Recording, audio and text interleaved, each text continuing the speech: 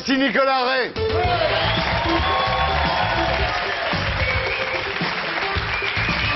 Nicolas Ray, bonsoir. Nicolas Ray.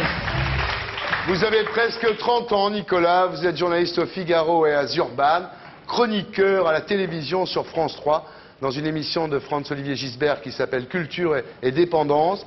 Il est sympa, Gisbert, ça va, ça se passe bien? Est-ce qu'il lit les livres? Parce qu'il va venir la semaine prochaine et je vais lui demander un truc parce qu'il a quand même un truc, Gisbert, extraordinaire. Il prend un bouquin, par exemple, dans son émission, alors il est comme ça, il dit Nicolas Ray, bonsoir, vous publiez 13 minutes, alors... C'est l'histoire d'un mec.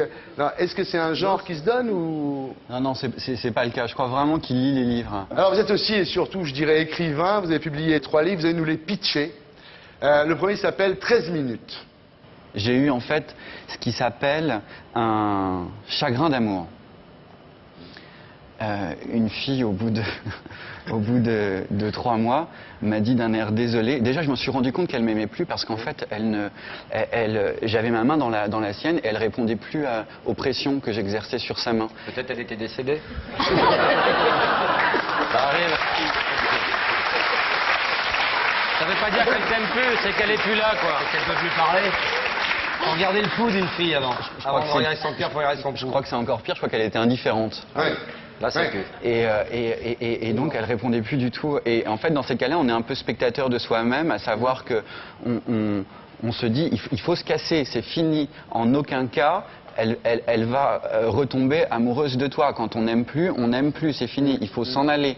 Et puis pourtant, je ne sais pas par quelle mauvaise manie, on reste jusqu'à la lit, on reste jusqu'à la fin dans ces cas-là.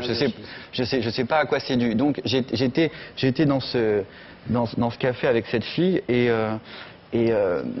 au bout d'une heure, elle m'a dit d'un air désolé qu'elle était plus amoureuse de moi. Donc j'étais bien placé pour savoir qu'en aucun cas ça pouvait se reconquérir. Quoi que j'entreprenne à ce moment-là, ça allait être considéré par elle comme de l'acharnement ou téléphonique ou épistolaire si je me mettais à lui écrire. Ça s'appelle 13 minutes parce que le pitch dure 13 minutes. En fait. Bah oui, mais j'essaie de... c'est important. Il est de moins en moins bien coiffé, on me l'écrit hein, aussi. Ça c'est le premier, alors vous avez quelque chose... C'est important de réinstaurer une certaine lenteur dans ce genre d'émission où tout doit être rapide à l'heure et tout, on n'a pas le droit à l'erreur. Donc j'essaye tant bien que mal de le faire. Et donc en fait je suis parti de ce bistrot et j'ai écrit le livre de cet adolescent et qui vit ce chagrin d'amour et qui s'appelle 13 minutes. Tu l'as écrit en 13 minutes?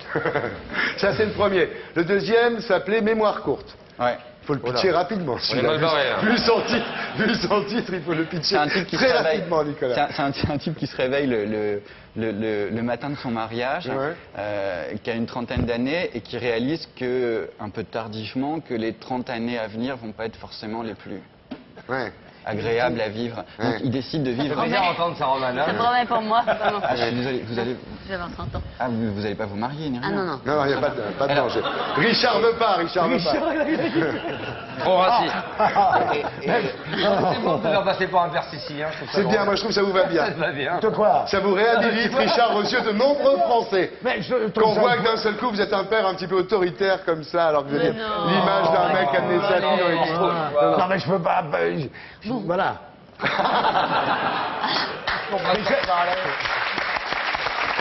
Bon.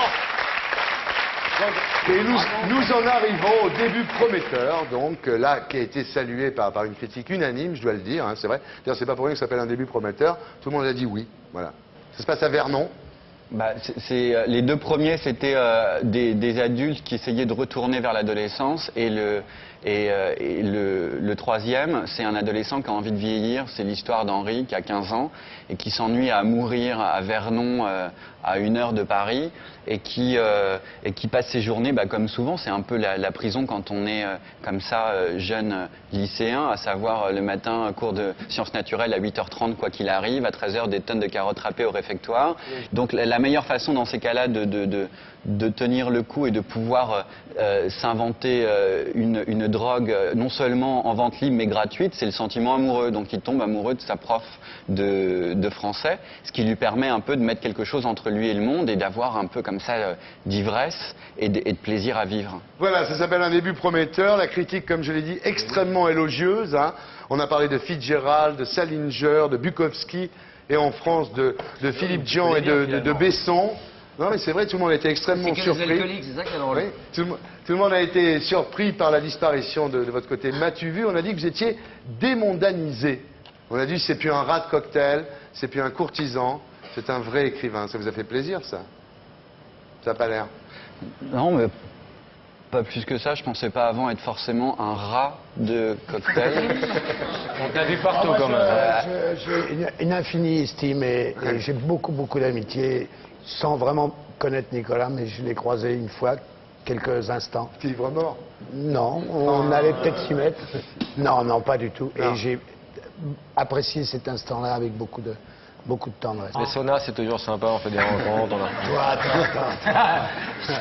Richard, les 3 bouquins dont il vient de parler sortent au Diable Vauvert dans un petit coffret.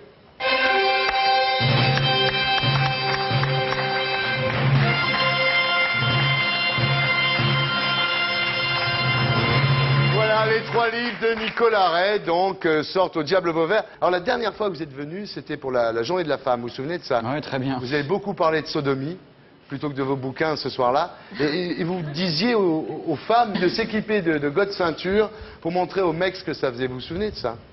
Et je vous ai trouvé ce soir-là très proche.